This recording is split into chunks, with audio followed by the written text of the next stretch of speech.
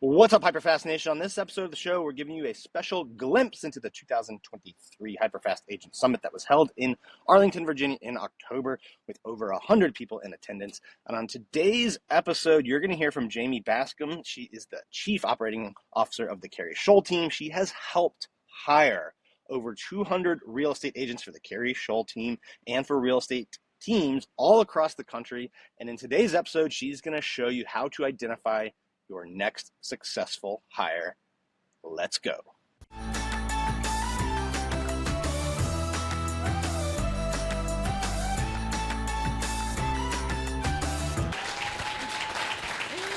Thank you. Okay. So over the last decade, I've hired many agents, many supporting roles, like Dan said, for our team, for other teams around the country. Not just agents, marketing, inside sales. So no matter where you're at, I'm hearing a lot about scaling today. So no matter where you're at, whether it's you're a solo agent, whether you have plans down the line of bringing on an assistant, an ISA, more buyer's agents, or you already have a team, I'm hoping I have some nuggets today for you to take away, a little bit for everybody. So a lot of people delay their first hire because they don't know where to begin. So right now you're thinking, okay, I'm selling in a certain amount of homes. I'm ready to bring on a next hire. Should it be someone who's calling and booking me more appointments? Should I hire an assistant, somebody in marketing, more agents? That's usually where people get hung up and they don't know where to do next. And then there's a lot of limiting beliefs you had. So you're thinking, I'm the only one who can do what I do. And that's not just as team leaders, even for you, those that already have larger teams, everybody, including myself, others on my team, we often have this limiting belief. So as an agent, you think, okay, if I have a partner agent, they're not going to say exactly to my clients what I say. And they're not going to be able to duplicate my systems the way I do them. But the truth is you're not going to be able to free up more time, i.e., imagine if Carrie was the only one going on appointments in our team, right? She couldn't be in more rooms like this, leading events like this, spending more time with her family, and bringing nuggets back to our team to keep scaling. So somebody told me a few years ago, and it changed my life, which was when you're delegating, if somebody can do 80% of something as good as you, that's the number you want to shoot for. They're never going to be you. They're never going to do it exactly how you'll do it. So that will help ensure that you're entrusting somebody to take over that role. The fear of not having freedom. So we often think, oh my gosh, I'm a real estate agent. I'm making my own schedule. I have this flexibility. I'm running around. I'm not in the office. I don't need to be in office at a certain time. If I'm supposed to be managing somebody, that means I have to be there. I have to be there available for questions. I have to do all this training, and then it might not work, and then I'm stuck at square one. But again, you have to take that leap of faith, and I'll talk more about that when you're figuring out not wasting a lot of time if somebody isn't the right fit once you've hired them. And then the fear of letting them down, not being there for them, not training them, that's a very big limiting belief. But the truth is, when you bring new members onto your team, you can scale your business to provide greater results for the same effort.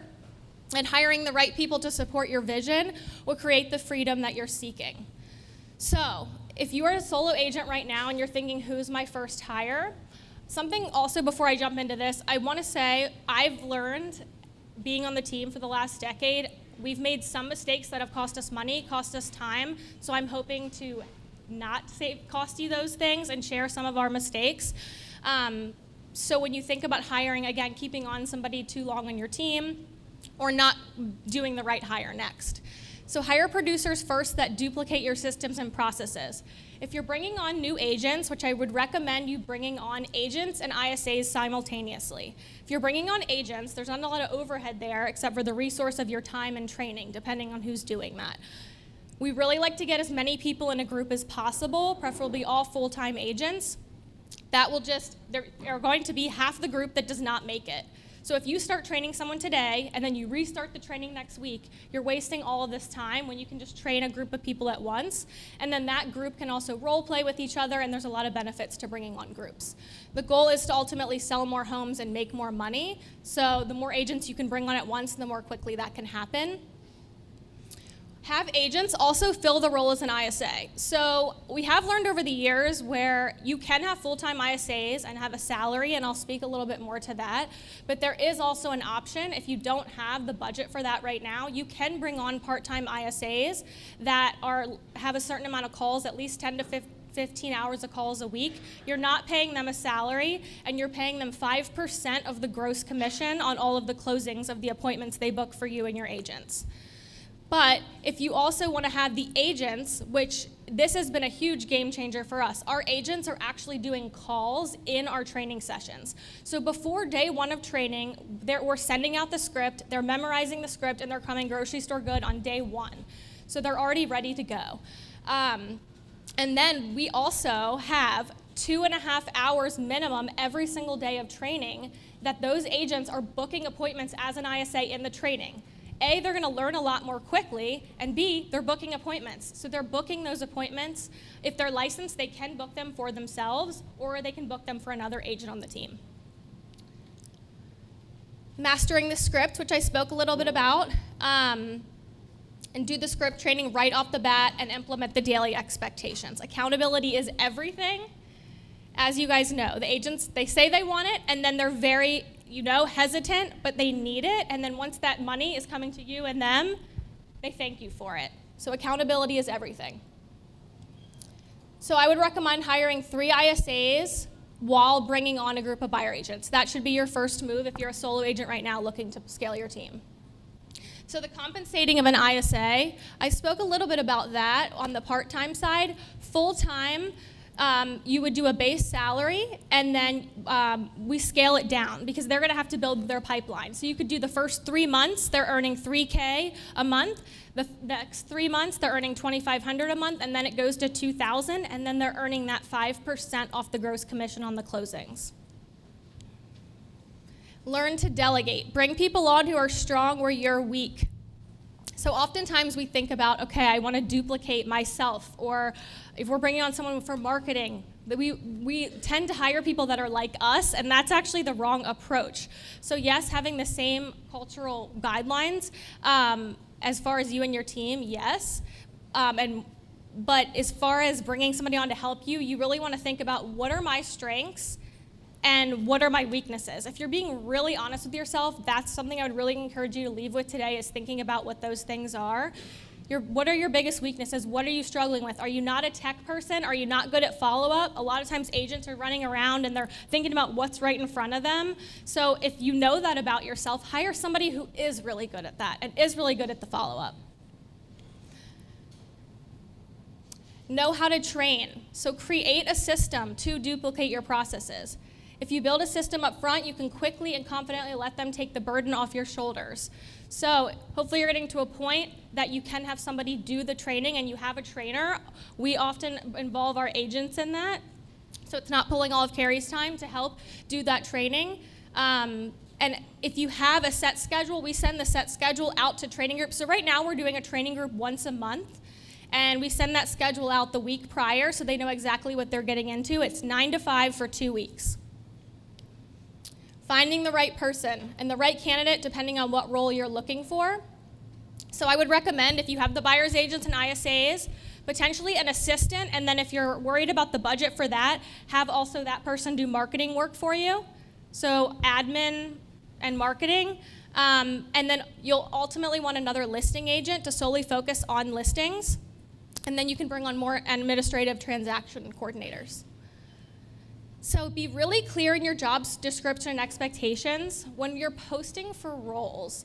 Oftentimes, again, you're thinking, I want to be really compelling. And yeah, you do want to show how amazing you and your team is and the future of your team and all the things, but you want to be really realistic. If it's important to you that this person's working on the weekends and in the office, then say that. Don't just, say, don't make it so appealing. Like, you really want to filter out as many bad people, because a big reason people don't like recruiting is the time it takes for hiring, because it can be very time consuming. Post in the right places. So some good paid places, I would say the best are Indeed, LinkedIn, and social media ads. Now, if you're starting and you're like, I don't want to spend money on that yet, use your own sphere. Post on your social for free. Tell all the agents that you know that you're looking for this person. It just takes that one good fit to truly change your trajectory for that year. And don't get discouraged if it's not the right fit. So, slow to hire, quick to fire. You're always going to say, I'm sure many of you have been in this situation. It could be any role in the team and you're thinking, but I really like this person, or they really tried, or they just made this mistake. But you always know, typically right off the bat, that you know pretty quickly if it's not the right fit. So trust your gut. Don't spend a lot of time. You're going to waste a ton of time and money on that. So do at will in your contract. If someone isn't, they could even be a top producer. If they're not a good culture fit, let them go. That's just going to spread like wildfire to your team. Don't be afraid to fire people. It will be better for everyone in the long run. Have really clear expectations, as I mentioned. How am I on time? Awesome. Okay, so you're ready to hire. Or do you still need help? Well, first, before I jump into this, does anyone have any questions right now about where to post ads or the next role? Recruiting questions? Yeah. Okay. Is that virtual? So for the part-time, we allow them to be virtual. For the full-time, they have to be in our office. Okay, thank you. Yes. So if you're giving them 5% of your commissions, do they have to be licensed, or is that not an issue? So we pay half of their license for the full-time agents. For our W-2 employees, we'll pay for half their licensing. For part-time, they have to get that on their own. But they do need their licenses. They should. So you don't have to have it right off the bat on day one, but we do require it within the first 6 months that we hire them. Yeah. Any other questions? No? Okay. So as I mentioned, recruiting can be super time consuming. So if you still feel like you need help, me and my team actually will do it for you as well. We've hired many real estate agents, partner agents, inside sales agents, marketing directors, marketing admins, operations, and many more. And we have full service recruiting. We create ads, post ads, we do the filtering, the candidate outreach, conducting interviews, role playing, creating and sending offers, and we do pay negotiations. So there's a QR code if you want to learn more about our services. You can just have a call. It's 4 of us now. And we will hop on with you, see what your needs are, and we'll kind of go from there. And if even that's to kind of do a strategy call of who you want to hire next, we would love to help you. Hey guys, I hope you enjoyed that episode of the Hyperfast Agent Show and getting a live look into one of our events. We put these events on multiple times a year. We also do weekly coaching calls through our Hyperfast Agent program, as well as for the agents who join us at eXp Realty. And if you're thinking about making a move to a brokerage that will allow you to keep more of your commission, become an owner in the company, and build residual income, Carrie and I would love to be your business partners. We will coach you, we will guide you, we will help you scale your real estate team, we'll help you build your revenue share organization, because we are truly partners with you when you join us at eXp Realty.